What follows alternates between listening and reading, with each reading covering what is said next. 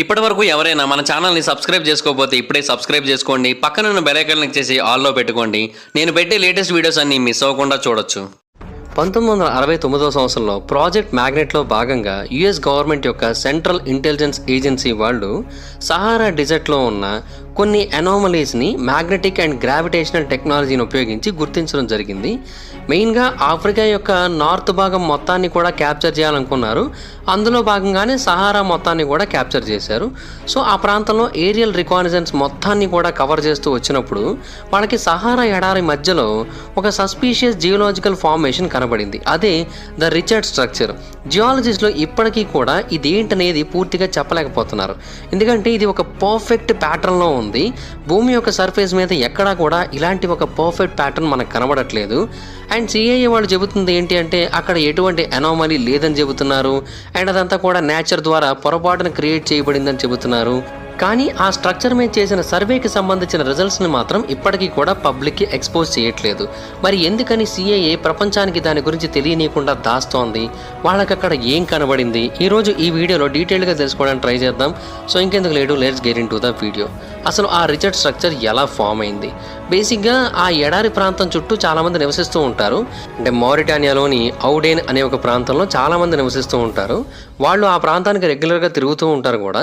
అయితే 1965 వరకు కూడా ఆ ప్రాంతం చుట్టూ ఎటువంటి మిస్టరీ అలుముకోలేదు. ఆ ప్రాంతం గురించి ఎవరు పెద్దగా పట్టించుకునేవారు కాదు. ఆ ప్రాంతంలో అసలు అలాంటి ఒక మిస్టీరియస్ స్ట్రక్చర్ ఉంటుందన్న ఆలోచన కూడా ఎవరికీ రాలేదు. కానీ 1965లో దీన్ని పొరపాటున కనుగొనడం జరిగింది. ఆ టైంలో నాసా వాళ్ళు జెమినీ 4 మిషన్ని కండక్ట్ చేశారు. ఆ టైంలో ఒక ఆస్ట్రోనాట్ అవుటర్ స్పేస్లోకి వెళ్ళాడు. ఇన్ఫాక్ట్ మానవ చరిత్రలో అదే మొట్టమొదటిసారి కూడా అవుటర్ స్పేస్లోకి వెళ్ళడం. అయితే దానికంటే ఎగ్జైటింగ్ ఈవెంట్ అక్కడ ఏర్పడింది. అంటే వాళ్ళ యొక్క డెస్టినేషన్కి చేరుకోవడానికంటే ముందు వాళ్ళు ఆ స్పేస్ షిప్ నుంచి కిందన ఉన్న భూమిని చూస్తున్నారు, దాని యొక్క పోర్ట్ హోల్స్ నుంచి. అలా చూస్తున్న టైంలోనే సహారా ఎడారి దగ్గర ఈ స్ట్రక్చర్ అయితే వాళ్ళకి కనబడింది. ఆ టైంలో దానికి సంబంధించిన ఇమేజెస్ని వాళ్ళు తీశారు. అలాగే దీని గురించి బయట ప్రపంచానికి మొట్టమొదటిసారిగా తెలిసింది. ఆ తర్వాత చాలామంది రీసెర్చర్లు ఆ ప్రాంతానికి వెళ్ళి స్టడీస్ చేశారు. వాళ్ళందరూ కూడా వాళ్ళ యొక్క క్యూరియాసిటీని ఎలాగైనా సరే తీర్చుకోవాలని నిర్ణయించుకున్నారు. కానీ ఎవ్వరికి కూడా సరైన జవాబు అయితే దొరకలేదు. కానీ ఇక్కడ ఆశ్చర్యకరమైన విషయం ఏంటంటే ఆ రిచర్డ్ స్ట్రక్చర్ సుమారుగా 50 కిలోమీటర్ల డయామీటర్ని కలిగి ఉంది. అంటే జూపిటర్ మీద ఉన్న గ్రేట్ రెడ్ స్పాట్ ఎలాగో అలాగే కనబడుతూ ఉంది. బట్ ఇక్కడ బెస్ట్ థింగ్ ఏంటంటే ఇది చాలా క్లియర్గా కొన్ని కాన్సెంట్రిక్ రింగ్స్ రూపంలో డివైడ్ చేయబడింది. అంటే చాలా పర్ఫెక్ట్ సర్కిల్స్ని చెక్కారు అక్కడ. ఆ సర్కిల్స్ అన్ని కూడా రాక్స్ అండ్ శాండ్ స్టోన్స్తో నిండిపోయి ఉంది. జియోలాజికల్ స్టడీస్లో తెలిసిన విషయం ఏంటంటే మధ్య భాగంలో చాలా పురాతన రాక్స్ ఉన్నాయి, దాని చుట్టుపక్కల కొంచెం పురాతన రాక్స్ ఉన్నాయి, దాని చుట్టూ ఇంకా యంగర్ రాక్స్ ఉన్నాయి. ఇలాగ రింగ్స్ పెరుగుతున్న కొద్దీ రాక్స్ యొక్క ఏజ్ అనేది తగ్గుతూ వస్తుంది. బట్ వాటన్నిటిలోకెల్లా ఓల్డెస్ట్ రింగ్ యొక్క వయసు ఎంతో తెలుసా? 600 మిలియన్ సంవత్సరాలు, అంటే 60 కోట్ల సంవత్సరాల పురాతనమైందని తెలియజేశారు. సో డెఫినెట్గా ఇది చాలా అంటే చాలా పెద్ద మిస్టరీ అని ఆ టైంలో చాలామందికి అర్థమైంది. అండ్ ఆ లోకల్ ప్రజలు చూడడానికి అది ఐ ఆఫ్ గాడ్ లా కనబడిందని దాన్ని అలాగే పిలవడం మొదలుపెట్టారు. మెల్లిమెల్లిగా అది ద ఐ ఆఫ్ ది సహారాగా మారిపోయింది. సో శాస్త్రవేత్తలు, జియాలజిస్టులు అది ఎలా ఫామ్ అయిందో అర్థం చేసుకోవడానికి ట్రై చేస్తూనే ఉన్నారు. కొంతమంది ఏమో అది నేచర్ కారణంగానే ఫామ్ అయిందని చెబుతూ ఉంటే, కొంతమంది లేదు ఆర్టిఫిషియల్గానే క్రియేట్ అయిందని చెబుతున్నారు. వేరు రకాల హైపోథెసిస్ వినిపించాయి. మొదట కొంతమంది ఏమో ఒక మెట్రాయిడ్ ఆ ప్రాంతంలో పడడం వలన క్రియేట్ అయిన ఇంపాక్ట్ క్రేటర్ అని తెలియజేశారు. బట్ అది ఇంపాక్ట్ క్రియేటర్ అయ్యే అవకాశాలు అసలు ఏమాత్రం లేవు. ఎందుకంటే ఒక మెట్రాయిడ్ కనుక నిజంగానే భూమిని ఎన్నో వేల సంవత్సరాల క్రితం తాకి ఆ ప్రాంతంలో ఒక క్రేటర్ని క్రియేట్ చేసినట్టయితే ఆ క్రేటర్ అంత ఫ్లాట్గా ఉండదు. ఏ ఇంపాక్ట్ క్రియేటర్ అయినా సరే చాలా లోతుగా ఉంటుంది. సో అది ఇంపాక్ట్ క్రియేటర్ అయ్యే అవకాశాలు చాలా తక్కువ. మరికొంతమంది ఏమన్నారంటే ఇది రిమైన్స్ ఆఫ్ ఏన్షియంట్ వాల్కనో అన్నారు. అంటే ఆ ప్రాంతంలో ఒకప్పుడు అగ్నిపర్వతం ఉండేది, అది భారీగా బద్దలైపోయి అది కంప్లీట్గా నాశనం అయిపోయిన తర్వాత ఇప్పుడు అక్కడ ఒక ఫ్లాట్ సర్ఫేస్ మిగిలిందని తెలియజేశారు. ఈ వాల్కనో 100 మిలియన్ సంవత్సరాల క్రితం ఆ ప్రాంతంలో ఉండేది. అయితే ఆ టైంలో పాంజియా సెపరేట్ అయింది కదా. అప్పట్లో పాంజియా ఒక సూపర్ కాంటినెంట్గా ఉండేది. బట్ ఆ తర్వాత పాంజియా సెపరేట్ అయిపోయింది. ఆ టైంలో ఇది బ్లాస్ట్ అయిపోయింది. అప్పటి నుంచి ఇది ఇలాగా ఫ్లాట్గా ఉండిపోవడం మొదలుపెట్టిందని చాలామంది తెలియజేశారు. కొంతమంది ఏమో భూమి యొక్క టెక్టానిక్ ప్లేట్ షిఫ్ట్స్ కారణంగా కూడా ఒక కొత్త ఖండం అనేది క్రియేట్ అయింది. దాని కారణంగా కూడా మోల్టన్ రాక్ అనేది కింద నుంచి పైకి వచ్చి ఒక డోమ్ లాంటిది క్రియేట్ చేసి ఉండొచ్చు అని తెలియజేశారు. అండ్ ఆ తర్వాత మళ్ళీ ఫ్లాట్ సర్ఫేస్గా మారిపోయి ఉండొచ్చు అని కూడా తెలియజేశారు భూమి మీద క్రియేట్ అయిన ఎరోజన్ కారణంగా. హాయ్ ఫ్రెండ్స్, మీరు ఎప్పుడైనా సరే 5,000 రూపాయల ప్రొడక్ట్ 250 రూపాయలకు రావడానికి గమనించారా? లేదు కదా. కానీ అమెజాన్, ఫ్లిప్కార్ట్ లాంటి కంపెనీస్ ఏం చేస్తూ ఉంటాయి అంటే కొన్ని గోల్డెన్ హవర్స్ టైంలో మెగా డీల్స్ ఇస్తూ ఉంటాయి. ఆ డీల్స్ టైంలో ఒక్కొక్క ప్రొడక్ట్ మీద 90% నుంచి 95% వరకు డిస్కౌంట్ అయితే ఉంటుంది. అయితే ఈ డీల్స్ కోసం మీరు కాన్స్టెంట్గా ఆ యాప్స్ చెక్ చేస్తూ ఉండలేరు కదా. కానీ మీకోసం నేను వాటన్నిటిని కూడా కాన్స్టెంట్గా చెక్ చేస్తూ ఉంటాను. అండ్ దాంట్లో ఎప్పుడు ఏ డీల్ పెట్టినా కూడా ఇమీడియట్గా మీకు ఆ ప్రొడక్ట్ని అయితే షేర్ చేస్తాను. మీరు ఇమీడియట్గా ఆ ప్రొడక్ట్ని పర్చేస్ చేయొచ్చు దాని నుంచే. అండ్ అంతేకాదు కొన్ని ఎక్స్ట్రాడినరీ ప్రొడక్ట్స్ ఉంటాయి, వాటిని మీరు బయట ఎక్కడ కూడా చూడరు. వాటి గురించి కూడా నేను మీకు షేర్ చేస్తాను. మీరు సింపుల్గా చేయాల్సింది ఒకటే, కింద డిస్క్రిప్షన్లో మన టెలిగ్రామ్ ఛానల్ లింక్, మన వాట్సాప్ ఛానల్ లింక్, మన ఇన్స్టా బ్రాడ్కాస్ట్ ఛానల్ లింక్ ఉంటాయి. వీటిలో మీరు ఏ యాప్ ఎక్కువగా వాడతారో ఆ యాప్కి సంబంధించిన లింక్ మీద క్లిక్ చేసి ఆ యాప్లో ఉన్న మన ఛానల్ని ఫాలో అవ్వండి. దాంట్లో రెగ్యులర్గా చాలా ప్రొడక్ట్స్ అయితే మీకు అప్డేట్ అవుతూ ఉంటాయి. అండ్ ఆ ప్రొడక్ట్స్లో మీకు ఏది నచ్చినట్టయితే దాన్ని మీరు కొనుగోలు చేయొచ్చు వెంటనే. సో డిస్క్రిప్షన్లో లింక్స్ ఉన్నాయి, వెంటనే ఫాలో అవ్వండి. అండ్ ఇన్ఫ్యాక్ట్ ఒక్కొక్క చోట ఒక్కొక్క రాక్ అయితే కనబడేది కదా మనకి. సో ఆ థియరీకి ఈ థియరీ కొంతవరకు మ్యాచ్ అవుతూ వచ్చింది. అంటే భూమి లోపల ఉన్న వాల్కానిక్ రాక్ బయటకు వచ్చి ఉండొచ్చు, దాని కారణంగానే అవన్నీ కూడా ఫామ్ అయి ఉండొచ్చు అని తెలియజేశారు. బట్ ఇది కూడా తర్వాత ఫేక్ అని ప్రూవ్ అయింది. ఎందుకంటే ఆ ప్రాంతంలో మనకి ఎక్కడా కూడా ఒక్క వాల్కానిక్ రాక్ కూడా దొరకలేదు. దాని కారణంగా దాన్ని కూడా యాక్సెప్ట్ చేయడం అనేది ఏమాత్రం కుదరలేదు. అలాగా చాలా రకాల వెర్షన్స్ అయితే వినిపించాయి, బట్ ఏది కూడా నిజం అనేది ఎవరు ప్రూవ్ చేయలేకపోయారు. అండ్ వాళ్ళు ప్రూవ్ చేయలేకపోవడానికి ఉన్న ఇంకొక రీజన్ ఏంటంటే 5,000 సంవత్సరాల క్రితం సహారా ఎడారి అసలు ఎడారే కాదు, ఆ ప్రాంతం అంతా నీళ్లు ఉండేవి, అదొక సముద్ర ప్రాంతం అది. సో అందువలన అక్కడ మెట్రాయిడ్ ఇంపాక్ట్ కానీ లేదంటే ఇప్పుడు ఇందాక చెప్పినట్టుగా వాల్కానిక్ ఎరప్షన్స్ కానీ ఇలాంటివన్నీ చెప్పుకోవడానికి థియరీస్ పరంగా పనికొస్తాయి కానీ ప్రాక్టికల్గా ఏమాత్రం ప్రూవ్ చేయలేరు. అయితే ఆ టైంలో కొంతమంది యూఎఫ్ఆలజిస్టులు ఒక విషయాన్ని తెలియజేశారు. అదేంటంటే దాన్ని అప్పట్లో ఏలియన్స్ యూఎఫ్ఓస్ కోసం ఏరోడ్రోమ్గా ఉపయోగించేవారని. ఇది ఇంకా పెద్ద ఫేక్ హైపోథెసిస్ అనే చెప్పాలి. ఎందుకంటే యూఎఫ్ఓస్ యొక్క బేస్ కింద కనుక దాన్ని వాడుకుంటూ వచ్చినట్టయితే మనకి చాలా క్లియర్గా తెలియాల్సి ఉంటుంది, దాని కింద ఏముందో మనకు అర్థం కావాల్సి ఉంటుంది. ఎన్నో ఏళ్లుగా ఆ ప్రాంతంలో రీసెర్చ్లు చేస్తూ వస్తున్నారు. అట్లీస్ట్ ఏదో ఒక టైంలో అయినా సరే ఈ విషయం కన్ఫర్మ్ అయ్యే ఉండేది, కానీ అలా ఎక్కడా జరగలేదు. అయితే మొదట సిఐఏ వాళ్ళు కొన్ని ఫైల్స్ని హైడ్ చేసి ఉంచారు ప్రజలకు తెలియకుండా, ప్రాజెక్ట్ మ్యాగ్నెట్లో భాగంగా ఉన్నవి. బట్ ఆ తర్వాత మెల్లిగా ఎలాగో అవి ప్రజలకైతే తెలిసిపోయాయి. వాటిలో కొన్ని డీటెయిల్స్ అయితే ఉన్నాయి ఆ ఐ ఆఫ్ సహారాకి సంబంధించినవి. కాకపోతే దానిలో కూడా ఒక పేజ్ మాత్రమే ఉంది, కొన్ని లైన్స్ ఎవరికి కనబడకుండా దాచినట్టుగా కనబడ్డది. అంతేకాదు సిఐఏ వాళ్ళు ఒక పుస్తకాన్ని కూడా క్లాసిఫై చేశారు. ఆ పుస్తకం పేరు the Adam and Eve story. దాన్ని రాసిన పర్సన్ పేరు చాన్ థామస్. ఇతను కూడా ఇంతకుముందు సిఐఏలో పనిచేసిన పర్సనే. అయితే అతని పుస్తకాన్ని కొంతమంది ఎలక్ట్రానిక్ కాపీస్ రూపంలో పొందుపరిచారు. అందువలన ఆ పుస్తకంలో ఏముందో చాలా మందికి తెలిసింది. ఆ పుస్తకంలో ఏంటంటే భూమికి సంబంధించిన హిస్టరీ ఉంది, అది కూడా వేరు వేరు రకాల ప్రాంతాల ఫార్మేషన్స్ గురించి, వాటి యొక్క అంతం గురించి కూడా అందులో చెప్పబడింది. మెయిన్గా గ్లోబల్ ఫ్లడ్స్ గురించి చెప్పబడింది. ఆ గ్లోబల్ ఫ్లడ్స్ ఒక పెద్ద సిటీ మొత్తాన్ని కూడా నాశనం చేసేసాయి ఆ సహారా ప్రాంతంలోని. అండ్ ఇప్పుడు ఆ సిటీ కంప్లీట్గా నీటితో మునిగిపోయి ఉంది. అండ్ నార్మల్గా ఉన్న టైంలో ఆ సిటీ రింగ్స్ ఆకారంలో సర్కిల్ షేప్లో ఉండేది. ఆ సిటీని నిర్మించిన వాళ్ళు కూడా చాలా అంటే చాలా శక్తివంతులు, చాలా తెలివైన వాళ్ళు కూడా. ఆ సిటీ ఇంకేంటో కాదు, ది గ్రేట్ అట్లాంటిస్. మరి ఈ అట్లాంటిస్ ఎలా కనుమరుగైపోయింది?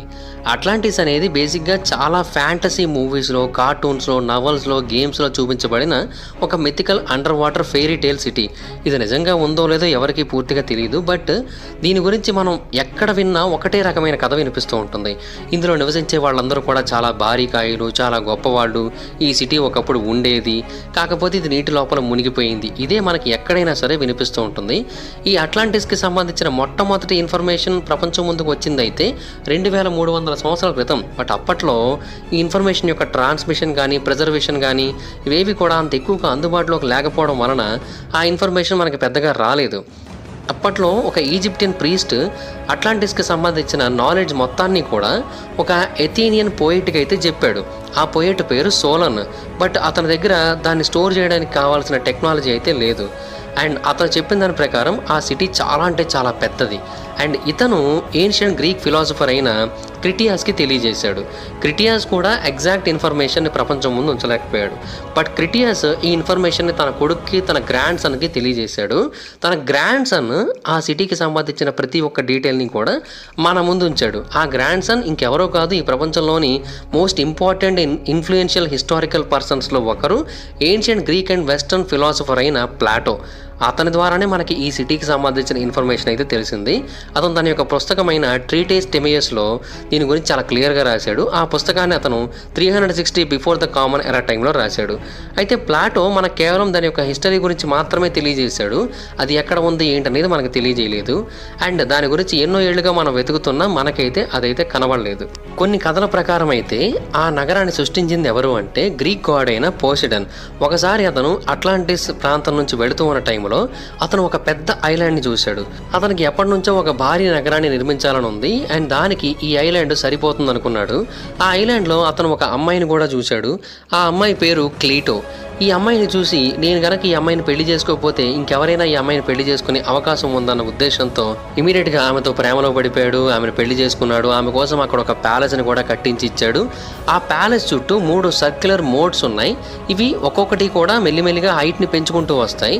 పోసిడన్ మరియు క్లాటో వీళ్ళకి అక్కడ 10 మంది పిల్లలు పుట్టారు. వాళ్ళలో ఒకరే అట్లాస్.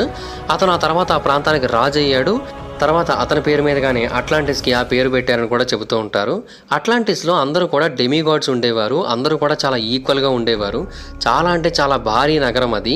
అక్కడ నివసించే ప్రతి ఒక్కరూ ఎంత తెలివైన వాళ్ళంటే ఈ ప్రపంచంలో ఉన్న అత్యంత కఠినమైన కట్టడాలని చాలా తెలివిగా చాలా ఈజీగా తక్కువ టైంలోనే కట్టేయగలరు కూడా. అంతటి తెలివైన వాళ్ళు వారు. అయితే బేసిక్గా ఈ అట్లాంటిస్ స్టోరీ అనేది కొన్నిసార్లు రియాలిటీతో కూడా మ్యాచ్ అవుతూ వస్తుంది. అంటే అట్లాంటిస్ ఎక్కడ ఉండొచ్చు అనే పాయింట్ ఆఫ్ వ్యూ చాలా మందికి వచ్చినప్పుడు అది మోడర్న్ డే ఐస్లాండ్ దగ్గర ఉండి ఉండొచ్చు అని చాలా మంది నమ్మారు. ఇన్ఫ్యాక్ట్ ఈ అట్లాంటిస్ కాన్సెంట్రిక్ రింగ్స్ రూపంలో ఉంటుందని తెలియజేశారు కదా. ఆ మధ్య భాగంలో ఒక పెద్ద టెంపుల్ ఉండేది. ఆ టెంపుల్ క్లేటోకి డెడికేట్ చేయబడింది. అండ్ అలాగే పోసిడన్కి కూడా ఇంకొక టెంపుల్ డెడికేట్ చేయబడేది అక్కడ. కానీ క్లేటోకి పెద్ద టెంపుల్ అయితే ఉండేది. ఎందుకంటే ఆమెను ప్రేమించే అక్కడ ప్యాలెస్ని కట్టాడు కాబట్టి. దాని చుట్టూ ఒక పెద్ద వాల్ ఉండేది. ఆ వాల్ కంప్లీట్గా బంగారంతో చేయబడింది. అండ్ అట్లాంటియన్స్ ఒక కాంప్లెక్స్ డిఫెన్స్ సిస్టమ్ని క్రియేట్ చేశారు ఆ ప్రాంతంలో వాళ్ళని వాళ్ళు ప్రొటెక్ట్ చేసుకోవడం కోసం. అండ్ ఆ టైంలో వాళ్ళు ఆ సెటిల్మెంట్ చుట్టూ ఒక పెద్ద కెనాల్ని తవ్వారు. ఆ కెనాల్ని సీకి కనెక్ట్ చేశారు. అండ్ ఈ సెటిల్మెంట్స్ మధ్యలో కొన్ని బ్రిడ్జెస్ని నిర్మించారు. అంతేకాదు మధ్యలో టనల్స్ని కూడా నిర్మించారు.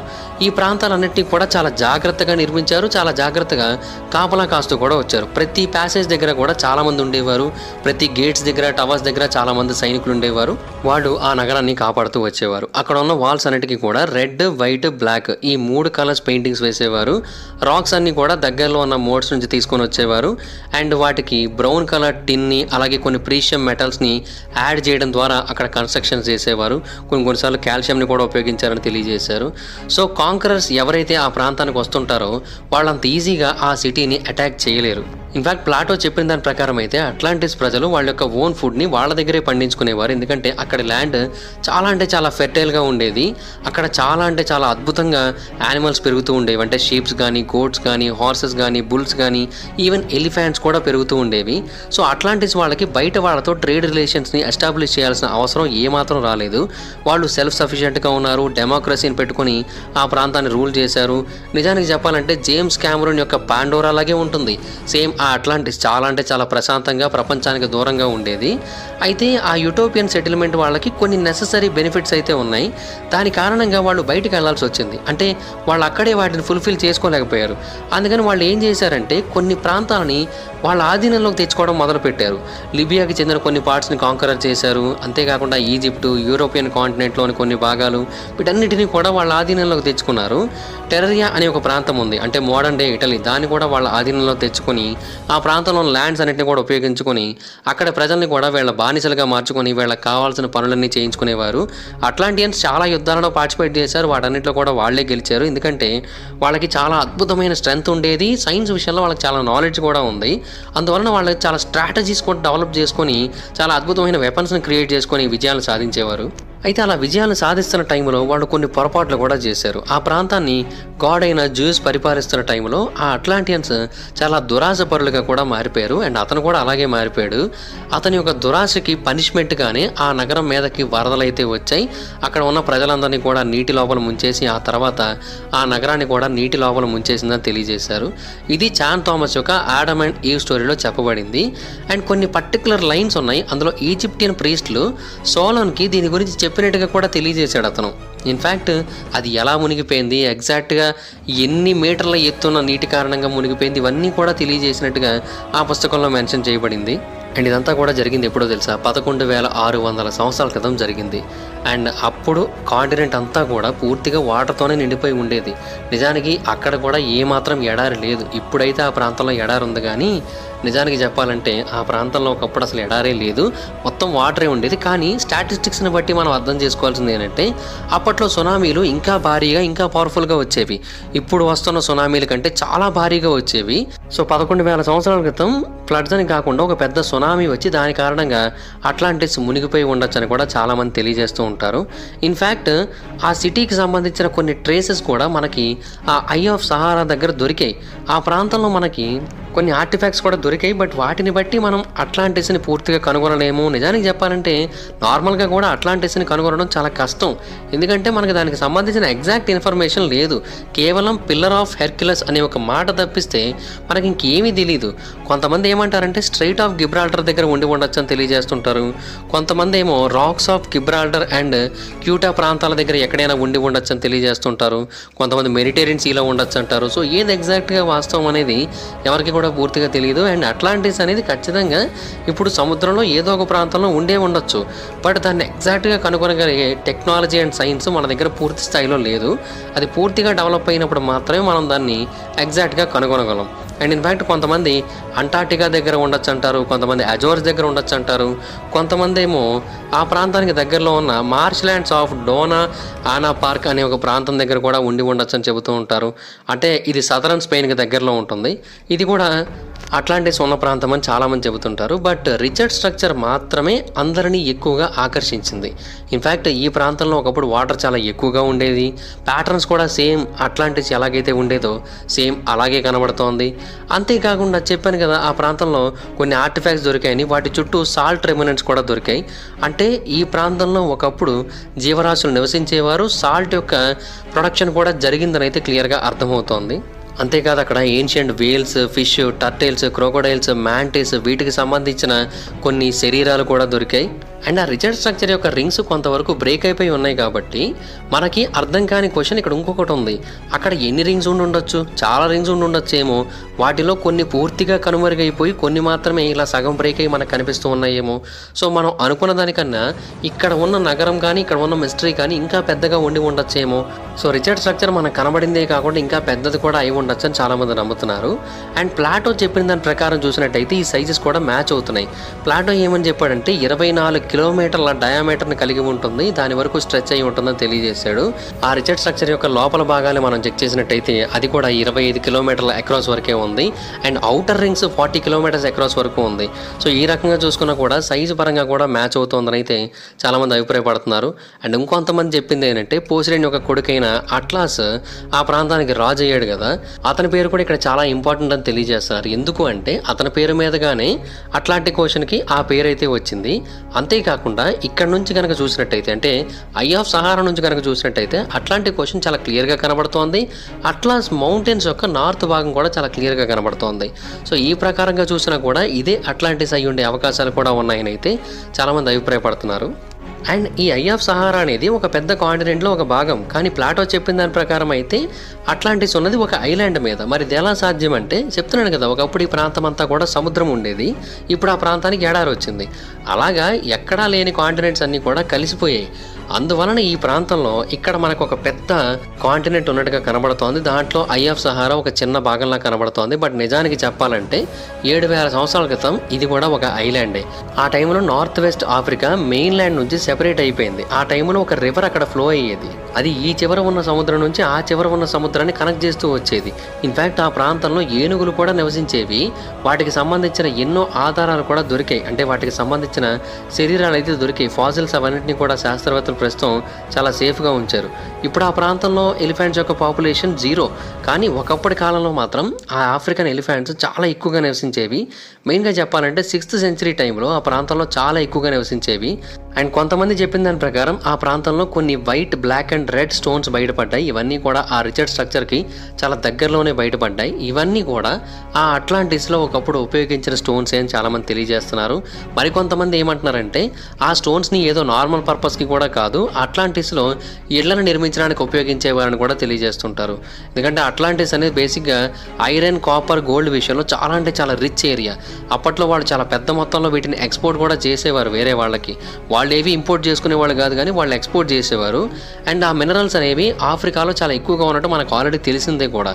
అండ్ ఆఫ్రికా ఒక భారీ ఫ్లడ్ని ఎక్స్పీరియన్స్ చేసినట్టుగా శాటిలైట్ ఇమేజెస్ కూడా ఆల్రెడీ తెలియజేసాయి. ఈ రిచర్డ్ స్ట్రక్చర్ ఏ ఏరియాలో అయితే ఉందో ఆ ప్రాంతానికి భారీ వరదలు వచ్చినట్టుగా కూడా ఆ డేటా అయితే తెలియజేస్తోంది మనకి. సో ఆ ప్రకారంగా చూసుకుంటే చాలా ఆధారాలు ఉన్నాయి. అక్కడ ఒక సిటీ ఉండేది, ఆ సిటీ నీటి కారణంగా నాశనం చేయబడింది అని. అయితే అట్లాంటిస్ అనేది సహారాలోనే ఉంది అని నమ్మడానికి కారణం ఏంటంటే ఏన్షియంట్ గ్రీక్ ఫిలాసఫర్ అయిన హెరోడోటస్ అనే ఒక వ్యక్తి 430 బిఫోర్ ద కామన్ ఎరా టైంలో ఒక మ్యాప్ని డ్రా చేశాడు. ఆ మ్యాప్లో రిచర్డ్ స్ట్రక్చర్ ఏ ప్రాంతంలో అయితే ఉందో అదే ప్రాంతంలో అట్లాంటిస్ ఉన్నట్టుగా కూడా చెప్పబడింది. చాలా ప్రాపర్గా అన్ని వేల సంవత్సరాల క్రితం ఎలాగ ఒక మ్యాప్ మీద దాన్ని మెన్షన్ చేయగలిగారు అనేది చాలా పెద్ద మిస్టరీ అని చాలామంది అభిప్రాయపడ్డారు. బట్ ఇక్కడ కూడా ఒక ప్రాబ్లం ఉంది. తర్వాత అర్థమైన విషయం ఏంటి అంటే హెరోడోటస్ అసలు ఆ మ్యాప్ని క్రియేట్ చేయలేదు, అండ్ అందులో ఉన్న ఇన్ఫర్మేషన్ అతనిది కాదు. సో అది హోక్సా అంటే కంప్లీట్గా హోక్స్ అని కూడా కొట్టిపడేయలేం. ఎందుకంటే అతను చనిపోయిన ఒక వందల వేల సంవత్సరాల తర్వాత మేబీ ఆ మ్యాప్ని క్రియేట్ చేసినా కూడా అప్పటికి మనకి అట్లాంటిస్ గురించి అసలు ఏమాత్రం తెలియదు, రిచర్డ్ స్ట్రక్చర్ గురించి కూడా పూర్తిగా తెలియదు. మరి అలాంటప్పుడు ఎలాగ ఆ మ్యాప్లో అప్పుడు గీసిన వాళ్ళైనా సరే మెన్షన్ చేయగలిగారు? అయితే కొంతమంది చెప్పేది ఏంటంటే తర్వాత అంటే ఒక 1000 సంవత్సరాల క్రితం, 1500 సంవత్సరాల క్రితం ఉన్న ఆథర్స్ అందరూ కూడా మన పూర్వీకులకు చెందిన ఇన్ఫర్మేషన్ని దృష్టిలో పెట్టుకుని మ్యాప్స్ని కానీ పుస్తకాలు కానీ తయారు చేయడం జరిగింది కదా. సో అందువలన మేబీ వాళ్ళు అప్పటి వాళ్ళ యొక్క ఇన్ఫర్మేషన్ బేస్ చేసుకుని అట్లాంటిస్ని అక్కడ మెన్షన్ చేసి ఉండొచ్చు అని కూడా తెలియజేస్తున్నారు.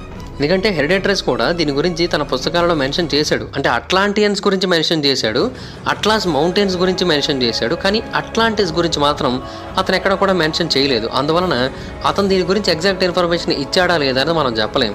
అలాగే ఇంకొక మ్యాప్ కూడా ఉంది, అది కూడా అట్లాంటిస్కి సంబంధించింది. దీన్ని క్రియేట్ చేసింది రోమన్ జియోగ్రాఫర్ అయిన పాంపానియస్ మేలా అనే పర్సన్. అతను 2000 సంవత్సరాల క్రితం ఈ భూమి మీద నివసించాడు. అతను క్రియేట్ చేసిన మ్యాప్లో కూడా అట్లాంటే అనే పేరుతో ఒక నగరం ఉంది. అంటే అట్లాంటిస్ అయి ఉండొచ్చు. ఈ అట్లాంటే అనే పేరుని చాలా సింపుల్గా చూపించాడు, అంటే ఎక్కడో రహస్యంగా ఉన్నట్టు కాదు. ఆ మ్యాప్లో మిగతా పెద్ద పెద్ద నగరాల గురించి ఎలాగైతే మెన్షన్ చేస్తూ ఉంటాడో పెద్ద పెద్ద అక్షరాలతో సేమ్ అలాగే మెన్షన్ చేశాడు. అంటే వాళ్ళకి అట్లాంటిస్ అనేది చాలా కామన్ అనమాట. బట్ మన దగ్గరకు వచ్చేసరికి మాత్రం ఈ అట్లాంటిస్కి సంబంధించిన ఇన్ఫర్మేషన్ అనేది కంప్లీట్గా కనుమరుగైపోయింది. అండ్ వాళ్ళు ఏదైతే ఇన్ఫర్మేషన్ స్టోర్ చేశారో అది కూడా కనుమరుగైపోయింది. బట్ ఏదో ఒక రోజు ఖచ్చితంగా దీనికి సంబంధించిన ఇన్ఫర్మేషన్ మనకు దొరికే అవకాశం అయితే ఉందని అయితే చాలామంది నమ్ముతున్నారు. అండ్ ఇంకొక క్వశ్చన్ ఏంటంటే ఈ అట్లాంటిస్ని ఒక డిజాస్టర్ తాకింది, ఓకే, దాంట్లో ఒక్కరు కూడా సర్వైవ్ కాలేదా? ఒకవేళ సర్వైవ్ అయినట్టయితే వాళ్ళందరూ కూడా ఏమయ్యారు? అది మాత్రం ఎవరికి కూడా పూర్తిగా అర్థం కాదు.